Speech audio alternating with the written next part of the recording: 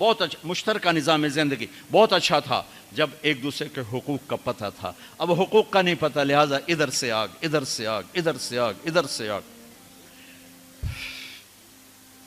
میں سر درد کا مریض ہوں، تھوڑی تھکاوٹ ہو شروع ہو جاتا، فاقہ شروع ہو جاتا، تو میں روزے رکھنے کے لیے مری چلا جاتا ہوں کہ بھئی چلو کوئی ٹھنڈک، روزے کا لمبا ہونا اور ٹھنڈک شاید اس کو کچھ وہ بیلنس کر دیتا ہے، تو میں کچھ 3-4 روزے پھر بھی چھوٹ جاتے ہیں لیکن اکثر پورے ہو جاتے ہیں. تو بھربن میں وہاں ایک جگہ میں ٹھہرتا ہوں، تو عصر کے بعد میں تھوڑا بیان کرتا ہوں معاشرت پر. تو پہلی دفعہ جب میں وہاں ٹھہرا تو 8ویں دن امام مسجد کی بیوی آئی ہمارے پاس، میری بیگم کے پاس، کہ جی بیگم صاحب میں نے آپ کا اور مولانا کا شکریہ ادا کرنا ہے کہ آج میری زندگی کا پہلا ہفتہ ہے میرے خامند نے مجھے مارا نہیں. پہلا ہفتہ امام مسجد، امام مصلی پہ کھڑے ہونے والے، کہا پہلا زندگی کا ہفتہ ہے میرے خامند نے مجھے مارا نہیں، ورنہ میری ہر دوسرے دن پٹائی ہوتی تھی. اور 10ویں دن امام صاحب خود آ گئے، کہا مولانا صاحب ہمیں پتہ ہی نہیں تھا زندگی کیسے گزار، ہمارے جو ماحول میں تھا ہم وہی کر رہے تھے. کہ میرے بہنوئی نے میری بہن کی ایک دفعہ ٹانگ توڑی، ایک دفعہ بازو توڑا، اور عالم دین ہے، عالم دین ہے. ہمیں کسی نے یہ بتایا نہیں تھا، ہم نے زندگی میں پہلی دفعہ یہ باتیں آپ کے منہ سے سنی کہ زندگی کیسے گزار. تو فرحان کی زندگی فتوے سے نہیں چلے گی کہ میں مفتی نعیم کا بیٹا ہوں، یہ تو حسن اخلاق سے چلے گی، میٹھے بول سے چلے گی. میرے نبی حضرت عائشہ کو لقمے بنا کے کھلاتے تھے، کوئی اظہار عشق تھا، اللہ کی قسم اظہار تعلیم تھا، تعلیم تھی. سکھایا کہ زندگی گزارنی کیسے. ان کو آٹا گوندھ کے دیتے تھے، چونکہ ابھی شروع میں ان کو آٹا گوندنا نہیں آتا تھا، تو آٹا گوندھ کے دیتے تھے. اور عرب بڑی بڑی بوٹیاں پکاتے تھے، تو حضرت عائشہ بوٹی اٹھا کے ایسے نوچتیں اور پھر رکھ دیتیں. تو اللہ کے نبی بوٹی اٹھا کر جہاں سے حضرت عائشہ نے نوچا ہوتا تھا وہاں سے نوچ نوچ کے دکھا کے کھاتے تھے. میرے رب کی قسم اظہار یہ ہمیں تعلیم دی ہے کہ زندگی کیسے گزاریں. پھر بڑے بڑے پیالے ہوتے تھے پانی پینے کے، چھوٹے گلاس نہیں. چھوٹا گلاس تو بخل کی نشانی، اب تو اور چھوٹے ہو گئے کہ کپ کو گلاس بنا دیا. میرے بچپن میں مجھے یاد ہے اتنا بڑا گلاس ہوتا تھا، اور ڈیرے میں جتنے مہمان ہوتے تھے، کچی سڑکیں ہوتی تھیں، مہمان کو ہمارے رشتہ دار یا دوست نہیں، راہگیر مسافر ہوتے تھے، ہر مہمان کو دودھ پلایا جاتا تھا رات کو. چونکہ جانور زیادہ ہوتے تھے تو ہمارا اکرام زیادہ سے یہی ہوتا تھا، تو ہم سارے مہمانوں کو دودھ پلاتے تھے. تو ایک مہمان آیا ہمارے دادے کا زمانے کا، چاچا لال. اب گلاس چھوٹے ہو چکے ہیں، تو وہ جب نوکر نے دودھ پیش کرنے کے لیے نا آگے بڑھا تو اس نے گلاس دے کر کہنے لگا پتر میں نہیں پیندا. سمجھ رہے ہو پنجابی سمجھ رہے ہو نا؟ پتر میں نہیں پیندا. اسے کہا چاچا کیوں نہیں پینا ہے؟ کہ دو تو ود پیواں تے بے غیرت بنا تے دو نال میرا گزارا کوئی نہیں، لے جا.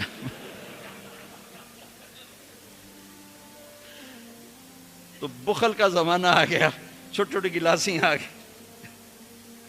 تو بڑے بڑے گلاس ہوتے تھے، تو اما عائشہ رضی اللہ عنہا پانی پی رہے ہیں، رکھ دیا. میرے نبی اٹھا کر جہاں حضرت عائشہ کے ہونٹ لگے ہوتے تھے وہاں ہونٹ رکھ کے پانی پیتے تھے. صرف تعلیم.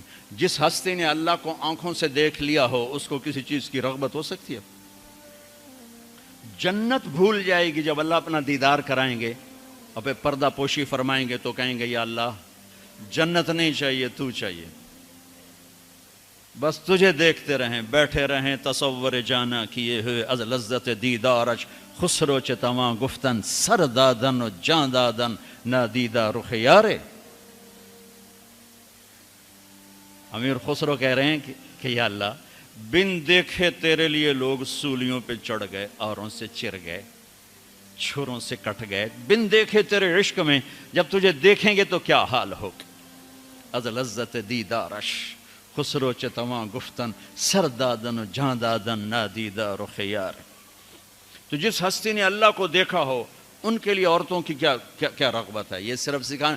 ایک حدیث سنا دے، ما تزوجت وما زوجت الا بوحی من السماء نزل به جبریل. لوگوں میں نے جہاں شادی کی، میں نے جہاں بیٹی دی، پہلے آسمان سے وحی آئی، پھر میں نے قدم اٹھایا. اللہ کی قسم ہمیں سکھانے کے لیے تھا، ہمیں سکھانے کے لیے۔ ہاں سفر سے واپسی ہو رہی ہے، ٹھیک ہے، آپ نے صحابہ سے کہا چلو بھائی تیز ہو جاؤ، وہ سارے تیز ہو گئے، یہاں تک کہ نظروں سے غائب ہو گئے، ٹھیک۔ تو اب کون رہ گئے؟ اما عائشہ اور میرے نبی۔ تو اما عائشہ نہیں، میرے نبی نے کہا عائشہ دوڑ لگائیں، دوڑ لگائیں، لگائیں۔ اللہ اکبر، مفتی نعیم کا اتنا بڑا پیٹ، یہ دوڑ لگائے گا بیگم کے ساتھ؟ اور مولانا منظور مینگل کا اس سے بھی بڑا ہو گیا، یہ لگائیں گے؟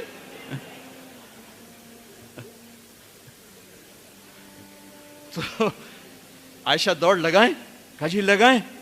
تو حضرت عائشہ فرماتی میں آگے نکل گئی لیکن ابھی پیچھے رہے۔ پھر کچھ عرصہ گزر گیا، کئی سال گزر گئے، پھر ایک سفر سے واپسی ہو رہی، آپ نے کہا ہاں بھائی آگے جاؤ، وہ سارے آگے جا گئے، اجل ہو گئے۔ آپ نے کہا عائشہ دوڑ لگائیں، کہا جی لگائیں۔ تو کہا ان دنوں میں موٹی ہو گئی، تبدنت کا لفظ مجھے یاد ہے، کہ میں موٹی ہو گئی تھی۔ تو جب دوڑ لگائی تو اللہ کے نبی آگے نکل گئے، تو آپ نے کہا عائشہ ہذہ بتلک، اب تو میں برابر ہو گئی۔ اللہ کی قسم زندگی سمجھانے کے لیے تھا۔ جہاد کا سفر سارا صحابہ کا قافلہ ہے، جنگ کا زمانہ ہے، دشمن چاروں طرف ہے، اور ہم اما عائشہ رضی اللہ عنہ اونٹ پہ بیٹھیں اور ہاتھ لگایا تو ہار غائب۔ فرمایا میرا تو ہار کوئی نہیں، میں تو نہیں جاؤں گی، میرا ہار ڈھونڈو۔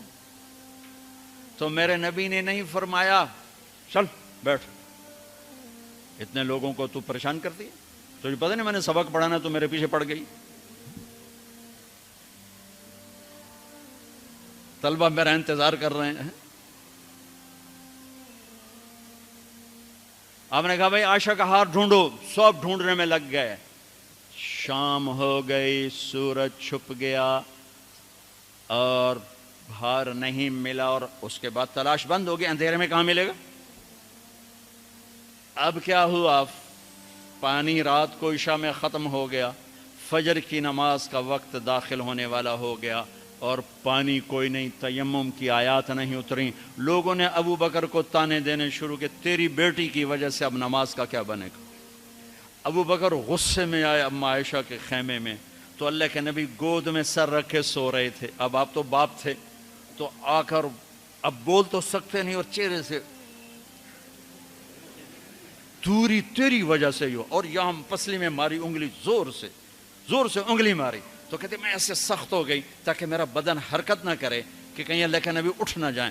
تو چہرے سے غصے کا اظہار کر کے، اور میرے والد مرحوم جو تھے نا، وہ گالیاں بہت نکالتے تھے، ان کی بخشش کر، پنجاب کے ذمہ دار کیا تھا۔ جب میں تبلیغ میں لگ گیا تو اب وہ عادت مجھ سے شرماتے تھے، تو جب میں ہوتا تھا نا تو نوکر کو بلا کر اس کو کام میں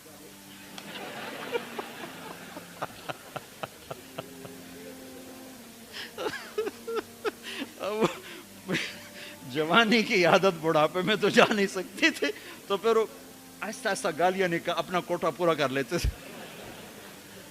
تو ابوبکر صدیق رضی اللہ عنہ میں کہ کہیں بھائی اللہ کا نبی اٹھنے کرتے رہو، انگلی مارتے رہے، تو اللہ نے آیات تیمم اتار دی۔ اس موقع پر تیمم کی آیات پہلی دفعہ 8000 سال میں یہ ہونے لگا ہے۔ بھلا مٹی سے آدمی صاف ہوتا ہے اور گندا ہو جاتا ہے؟ اللہ کہا نہیں، فتیمم، چلو تیمم کرو۔ اب سارے صحابہ میں خوشی کی لہر، اور سعد بن عبادہ کہنے لگے اے آل ابو بکر، یہ پہلی تو نعمت نہیں ہے جو تمہارے گھرانے کے طفیل ہمیں ملی ہے، اس سے پہلے بھی بڑی نعمتیں تمہارے گھر کی طفیل ہمیں ملی ہیں۔ اللہ نے تیمم کی آیت اتار دی۔ میرے نبی نے قافلے کو نہیں چلایا، یہاں تک کہ حضرت عائشہ نے کہا اچھا یا رسول اللہ اب چلیں، ہار کو چھوڑیں۔ پھر میرے نبی چلے، اور جب اونٹنی کو اٹھایا تو ہار اس کے نیچے پڑا ہوا تھا، وہ سارا باہر ڈھونڈتے رہے، ہار نیچے چلا گیا تھا گر کر۔ یہ میرے نبی کی زندگی ہے، یہ مینگل صاحب سے کہتا ہوں پڑھائیں، مفتی نعیم سے کہتا ہوں یہ زندگی پڑھائیں، کہ ان کی بیویاں ان کو دعائیں دیں، ان کے ماں باپ ان کو دعا دیں، ان کی اولاد ان کو دعا دے۔